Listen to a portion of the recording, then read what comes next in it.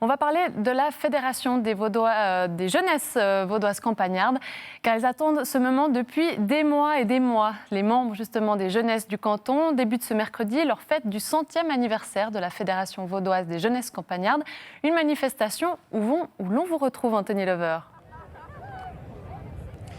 Bonsoir Virginie, pour la dernière fois, c'est Fédération vaudoise des jeunesses campagnardes. Je vous corrige, voilà, bienvenue ici à Savigny sur cette magnifique et énorme place de fête de cette cantonale, ou plutôt cette fête du 100e. On commence avec le président, Mathias Dupertuis. Bonsoir. Bonsoir. On voit un petit peu tout ce que vous avez fait. Vous n'êtes pas un peu fou? Non, on n'est jamais fou, on est jeune, on a l'esprit entrepreneur. La fête est maintenant officiellement lancée. Il y a eu ce matin le raid avec le vélo, la course à pied. Pourquoi est-ce que ça vient d'où en fait cette tradition? Alors la tradition s'est faite déjà à Bavois, où des gens de Bavois étaient allés jusqu'à Colombier avec le raid et on a voulu perpétrer cette tradition, quoi. On voit ici, il y a 2 chalets. D'ailleurs, si Pierre-Alain, le caméraman, veut bien aussi un petit peu les montrer, vous faire profiter un petit peu des images. C'est vraiment magnifique ce qui a été réalisé ici. Il y a 2 chalets, il y a un train. C'est quoi le secret pour réaliser des si grandes choses? Le secret, c'est la collectivité, c'est le bénévolat, c'est tout ce genre de choses. Et ça, c'est incroyable ce qu'on a réussi à faire avec que des gens bénévoles et motivés, quoi. C'est quoi que vous voulez faire ressortir avec cette fête? C'est vraiment le travail d'une région, le travail des gens, les valeurs de notre canton et toutes nos traditions. Je pense que tout est représenté ici.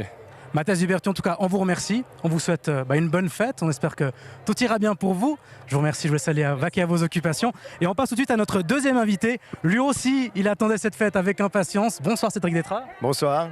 Voilà, on est maintenant sur les copeaux. C'est le point d'orgue de cette fête, de cette année du 100e. Comment vous sentez-vous?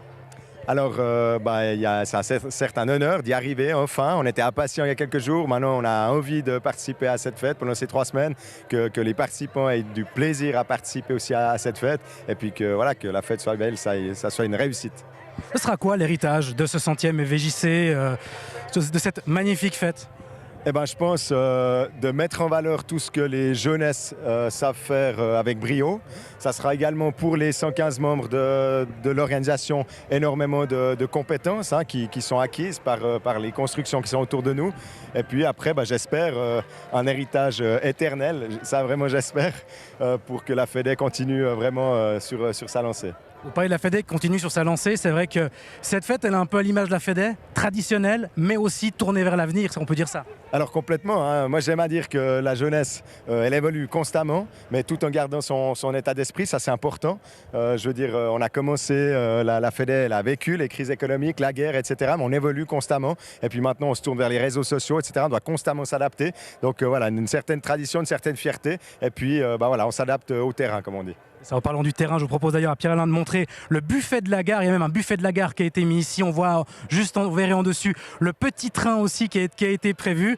Vous parlez des réseaux sociaux, il y a l'application. Mais voilà, ces constructions, elles sont magnifiques. Il n'y a pas quand même un risque un petit peu de gigantisme et de vouloir toujours aller plus haut et de se retrouver avec des buildings en bois?